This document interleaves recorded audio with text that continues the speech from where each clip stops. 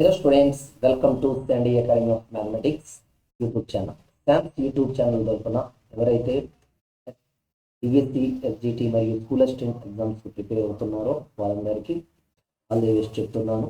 ఓకేనా? సో ప్రిపరేషన్ని అలాగే కంటిన్యూ చేయండి. సో లాస్ట్ వీడియోలో మనం టెట్కమ్ టీఆర్టీ 2018-19లో జరిగినటువంటి ఎగ్జామ్లో భాగంగా ఎస్జిటి స్పెషల్ స్కూల్స్ 28/1/2019 సెషన్ 1లో జరిగినటువంటి క్వశ్చన్ పేపర్ అనాలిసిస్లోని 5 క్వశ్చన్స్ నేను మీకు ఎక్స్ప్లెయిన్ చేయడం జరిగింది. సో ఆ వీడియోని ప్రతి ఒక్కరూ వాచ్ చేశారనుకుంటున్నాను. అలాగే ఆ వీడియోని ఎలాగైతే వాచ్ చేసి మీరు ప్రిపేర్ అయ్యారో అందులో బిట్స్ మీకు ఎలా యూజ్ అయినాయో ఈ బిట్స్ కూడా యూజ్ అవుతాయి. కాబట్టి ఆ వీడియోని ఎలా కంప్లీట్గా వాచ్ చేశారో అలాగే ఈ వీడియోని కూడా మీరు కంప్లీట్గా వాచ్ చేయండి. ఓకేనా? సో ఇక మనం డిలే చేయకుండా క్వశ్చన్స్లోకి వెళ్ళిపోదాం. సో ఫస్ట్ క్వశ్చన్ చూద్దామా? రెండు సంఖ్యల లబ్ధం 7776 మరియు వాటి కాసాగు 216 అయిన గాసాబా. The product of two numbers is 776 and their LCM is 216. Then find their HCF అంటున్నారు. Okay, we already know a relation. If two numbers A and B, if two numbers are A and B and their LCM are L comma H, then the relation between them is A into B equal to L into H. Okay, మనకు తెలుసు, చదువుకున్నాం. A comma B అనేవి రెండు సంఖ్యలు అయినప్పుడు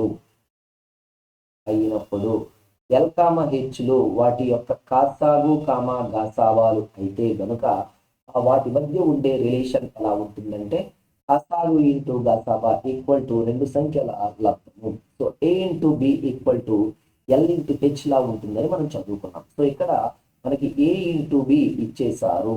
ఎలాగా? రెండు సంఖ్యల లబ్ధము మొత్తము 776 అన్నారు. L ఇచ్చేసారు ఎంత? 216. అడుగుతుంది ఏంటి? హెచ్.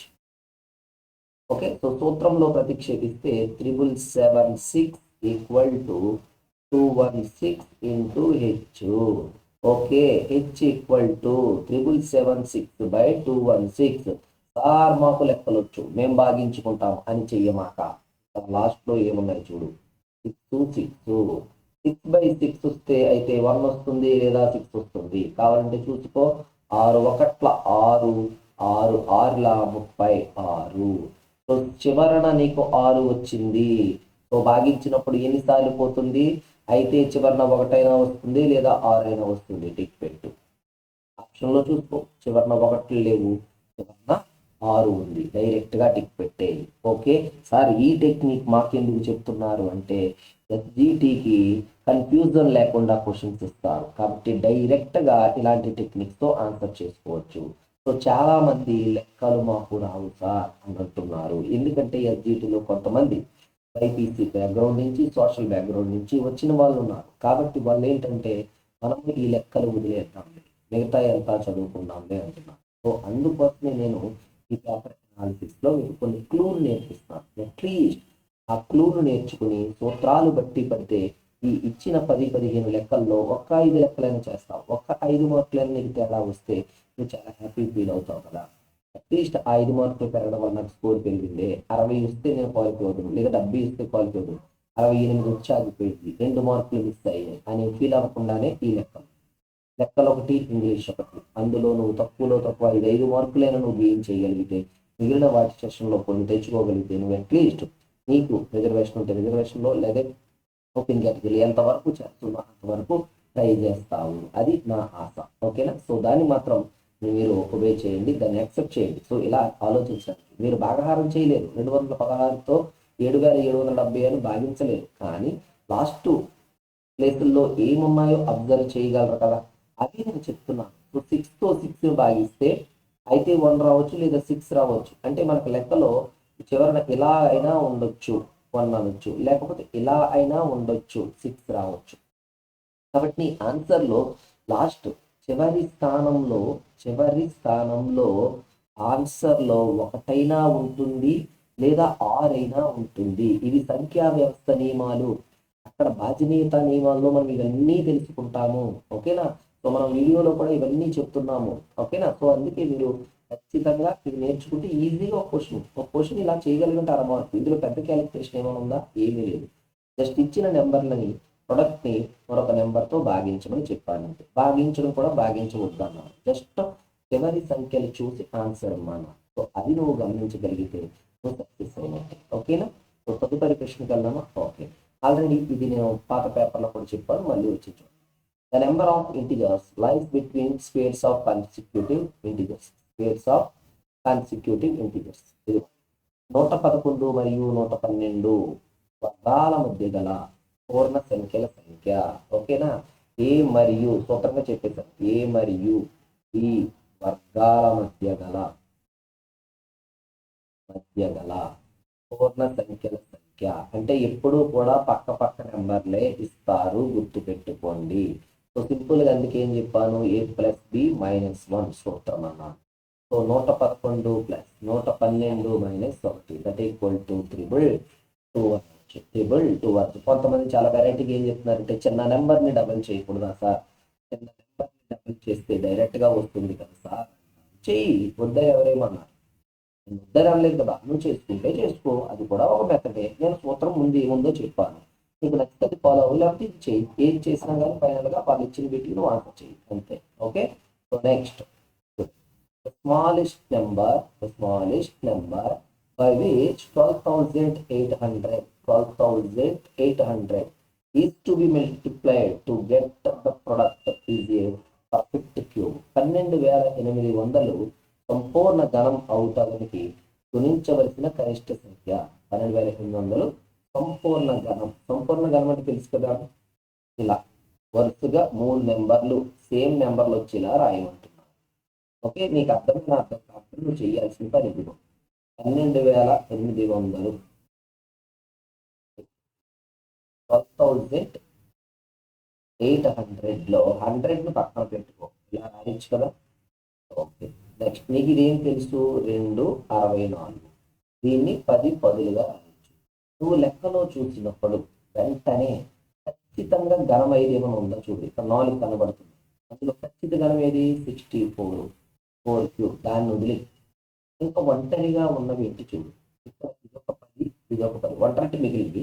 క్యూబ్ అంటే ఇది కావాలి, మరొక 10 వస్తే క్యూబ్ అయిపోతుంది. ఇక్కడ 2 10లు ఉన్నాయి, ఇక్కడ ఏముంది 2 ఉంది. సో 10ని ఎలా రాయొచ్చు, 2 5లుగా రాయొచ్చు కదా. అంటే ఆల్రెడీ నీ దగ్గర ఉంది కాబట్టి ఎక్స్ట్రా ఒక్క 5తో గురించామనుకో, ఇలాగా 5తో, అప్పుడు ఇది ఏమైపోతుంది, 2 5లు 10 అయిపోతుంది. సో 10 × 10 × 10 10 క్యూబ్ అయిపోలేదా. ఆల్రెడీ 4 క్యూబ్ ఉంది, ఎక్స్ట్రా 10 క్యూబ్ వస్తే 4 10 40 హోల్ క్యూబ్, ఇలా రాసేయగలం కదా. అంటే నీకు ఉన్న విలువకి ఎక్స్ట్రా ఏం మిస్ అయింది, 5 మిస్ అయింది. సో ఇవ్వబడిన దాన్ని 5తో మల్టిప్లై చేస్తే నీకు పర్ఫెక్ట్ క్యూబ్ వచ్చేసింది. సో నీ ఆన్సర్ ఆప్షన్ 4 అన్నమాట. అర్థమవుతుందండి. సో ఎప్పుడైనా సరే అలాగే చేసుకోవాలి, అంటే ఆ లెక్కకు తగ్గట్టు మారాలి. కొంతమంది ఇలా చేస్తున్నారు, 12,800 సార్, 2తో డివైడ్ చేస్తాను సార్, 6400 సార్, ఇవన్నీ చేస్తాను, నేను చెయ్యొద్దని నేను ఏమంటలేదు. బట్ ఫ్యాక్టరైజేషన్ కారణాంకాలుగా ఎంత తొందరగా విడగొట్టేస్తే అంత ఫాస్ట్గా తెలిసిపోతుంది. సో నీ క్యూబ్ అవ్వాలంటే 3 సేమ్ నెంబర్లు అవ్వాలి. ఆల్రెడీ 2 సేమ్ నెంబర్లు 10 వచ్చేసింది. సో నీకు ఒక లాజిక్ వచ్చేసింది, ఇంకో 10 వస్తే సరిపోతుంది. ఆల్రెడీ దగ్గర ఎంత ఉంది, 2 ఉంది. సో 2 దేంతో మల్టిప్లై చేస్తే 10 వస్తుంది, 5తో. ఫస్ట్ 2 × 5 అనేది మనం ఆలోచించి రాస్తున్నాం అన్నమాట. ఓకేనా. సో నెక్స్ట్ క్వశ్చన్ చూద్దామా. నెక్స్ట్ చూడండి, ఇది ఒకటి కండిషన్ ఓరియంటెడ్ ఇంపార్టెంట్ కాన్సెప్ట్. చూడండి, క్రింద ఇవ్వబడిన కొలతలతో త్రిభుజ నిర్మాణం సాధ్యము కానిది ఏది. క్రింద ఇవ్వబడిన భుజాల కొలతలతో త్రిభుజ నిర్మాణం సాధ్యం కానిది ఏమిటి అని. ఒక్కసారి నేను త్రిభుజానికి సంబంధించిన నియమం చెప్పాలి. రేఖాగణితం నుండి అసిస్టెంట్ అండ్ ఎగ్జిటి వాళ్ళకు కూడా ఈ 2 అవసరమైనది. ఓకే, సో ఏకి ఎదురుగా ఉండే భుజాన్ని స్మాల్ ఏ అంటాం, బికి ఎదురుగా ఉండే భుజాన్ని స్మాల్ బి, సికి ఎదురుగా ఉండే స్మాల్ సి అంటాం. అంటే లెంత్, బీసీ లెంత్ ఏ గాను, ఏసీ లెంత్ బి గాను, ఏబి లెంత్ సి గాను మనం తీసుకుంటాం. ఏదైనా త్రిభుజాన్ని మనం నిర్మించాలంటే మెయిన్ నియమం, ఏదైనా ఒక భుజము కొలత మిగిలిన 2 భుజాల భేదమునకు వాటి మొత్తమునకు మధ్యలో ఉన్నది. ఏంటండి, ఏదైనా భుజము పొడవు మిగిలిన 2 భుజాల భేదము మరియు మొత్తముల మధ్యలో ఉండును. ఇలాగే ఉండాలి. సో నువ్వు ఏదైనా సరే ఏ గురించి, బి యొక్క లెంత్ ఎంత ఉంటుంది అంటే సికి ఏకి సమ్మేషన్కి డిఫరెన్స్కి మధ్యలో ఉంటుంది. అది సి గురించి మాట్లాడామనుకో ఏబీల భేదము ఏబీల మొత్తానికి మధ్యలో ఉంటుంది. ఓకే, నేను ఆల్రెడీ క్లాసెస్ చెప్తున్నప్పుడు కూడా ఈ విషయం చెప్పివ్వండి. జీటీకి ఉంటుంది, ఇది అసిస్టెంట్కి ఉంటుంది. క్షేత్రం మీద చెప్పినప్పుడు కూడా చెప్తూ ఉంటారు. కొంతమంది ఇది హై లెవెల్ ఏమో ఇది పెద్ద చెప్పేస్తున్నారని అనుకుంటారు. కాదండి, పరీక్షల్లో ఇస్తున్నవే మనం మాట్లాడతాము. ప్రతి రకమైన పరీక్షల్లో ఇచ్చేదాన్ని దృష్టిలో పెట్టుకుని మీకు క్లాస్ చెప్పడం జరుగుతుంది. పర్టికులర్ మీ మైండ్లో ఏముంటుందంటే టెక్స్ట్ బుక్లో ఉన్నది మాత్రమే ఇస్తారు అని అంటున్నారు. 100కి 100% అది నిజం. టెక్స్ట్ బుక్లో ఉన్నది ఇస్తారు, కానీ లెక్కలు ఎవ్వరు. ఆ కాన్సెప్ట్కి లింక్ అయినది ఏదైనా ఇస్తారు. అంటే త్రిభుజము అని నువ్వు చదువుకున్నావు అనుకో, త్రిభుజానికి సంబంధించిన ప్రతి ఒక్క ధర్మము అందులో ఉన్నా లేకపోయినా బయటదైనా అడుగుతాం. అంటే depth up to 10th class అంట. సో బేసిక్ కండిషన్స్ని ఒక ఫ్యాకల్టీగా నేను మీకు చెప్పాలి. కాబట్టి వాటిని ఎగ్జామ్ పేపర్లు ఇస్తాను. సో మీకు ఇది డైరెక్ట్ టెక్స్ట్ బుక్లో లేదనుకో, సార్ ఇది లేదు కదా ఇస్తారా అని డౌట్ పడకండి. ఇదిగో మీ కళ్ళ ముందే ఇచ్చాను.